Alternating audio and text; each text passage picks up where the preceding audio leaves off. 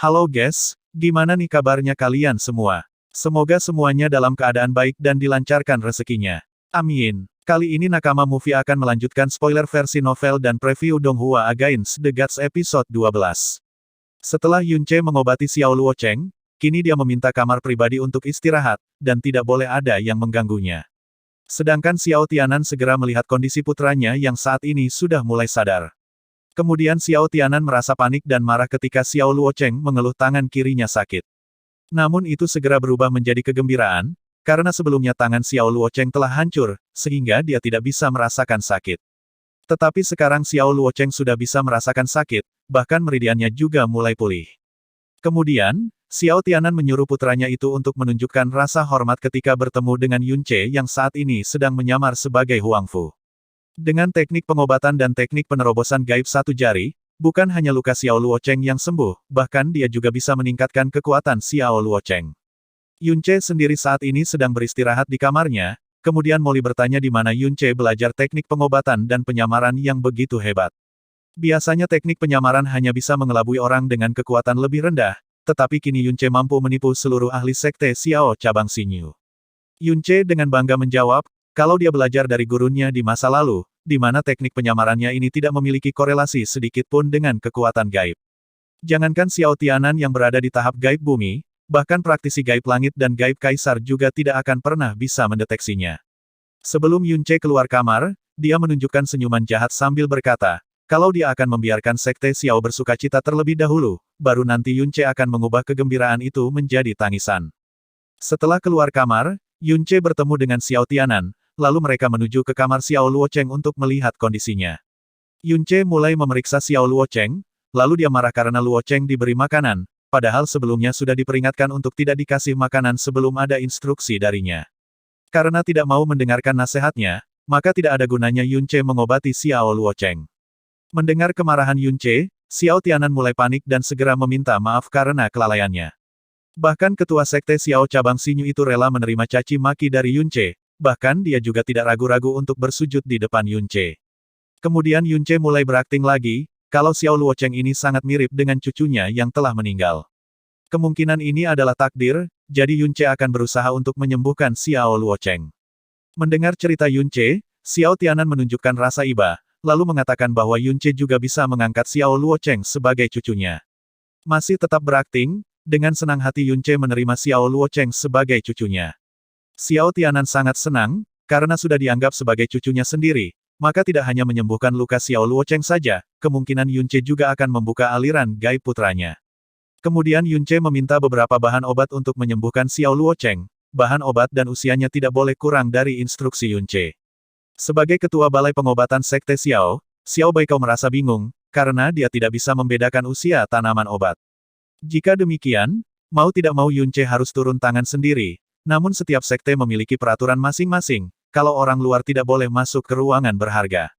Pada awalnya Xiao Tianan juga berpikir untuk menolak Yunce masuk ke ruang perbendaharaan, namun demi kebaikan putranya, Xiao Tianan mengizinkan Yunce memasuki ruangan tersebut.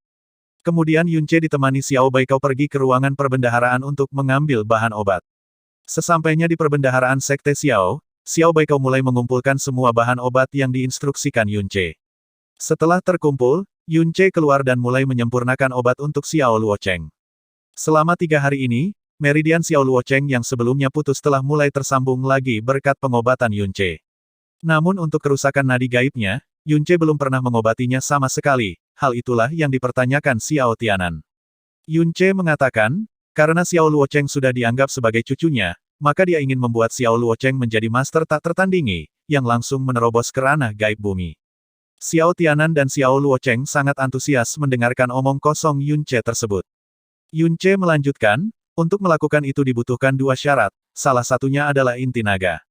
Xiao Tianan sempat menyerah, karena inti naga sangatlah langka. Tapi setelah Yunce mengatakan kalau kamar dagang Heiyue memiliki inti naga gaib kaisar, Xiao Tianan menjadi linglung dan jantungnya hampir copot. Setelah menerima beberapa petunjuk dari Yunce, Xiao Tianan dan Xiao Baikao berangkat menuju kamar dagang Heiyue untuk membeli inti naga gaib kaisar. Tidak lupa juga Xiao Tianan memberikan kunci perbendaharaan kepada Yunce, jika suatu saat Yunce membutuhkan obat untuk Xiao Luocheng, maka Yunce bisa mengambilnya sendiri. Tidak lama kemudian Yunce pergi ke ruang perbendaharaan untuk memanen hasil, setelah susah payah membantu Sekte Xiao. Hal ini memang sudah menjadi rencana Yunce sejak awal, dia tidak berniat untuk menyembuhkan Xiao Luocheng, melainkan untuk membuat Sekte Xiao mengalami kerugian besar. Setelah memasuki perbendaharaan, Yunce mulai memasukkan semua bahan obat, kristal dan batu giok berharga ke dalam mutiara racun langit. Bahkan semua senjata berharga Sekte Xiao juga telah Yunce masukkan ke dalam mutiara racun langit, tidak terkecuali pedang jiwa harimau, yang merupakan senjata nomor 1 calon hadiah untuk Xiao Luocheng. Setelah selesai menjarah, Yunce bertepuk tangan puas dan berjalan menuju pintu keluar, dan segera menemui Xiao Luocheng. Karena Xiao Tianan belum datang, maka sekarang ini adalah waktu yang tepat untuk melancarkan rencana selanjutnya, yaitu membuat Xiao Luocheng lumpuh total.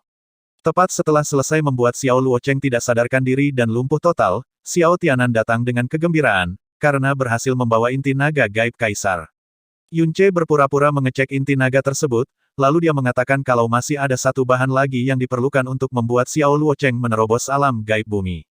Karena teknik ini sangat rahasia, maka Yunce meminta secara pribadi pergi ke kamar dagang He Yue untuk mengambil bahan tersebut. Hal ini tentu saja hanya siasat licik Yunce untuk kabur dari Sekte Xiao, setelah menyelesaikan misinya. Pada awalnya Xiao Tianan akan menemani Yunce, tapi Yunce menolaknya, dengan alasan demi keselamatan Xiao Luocheng. Xiao Tianan yang memang sudah percaya dengan Yunce, dia tidak mempermasalahkan hal tersebut, lalu dia menyuruh Xiao Zaihe untuk menemani Yunce ke kamar dagang He Yue. Lantas bagaimana cerita selanjutnya? Mari tunggu setelah Donghuanya rilis setiap hari Sabtu, jam 9 di platform resminya. Dan berikut ini adalah video cuplikan Against the Gods episode 12 yang akan tayang Sabtu depan.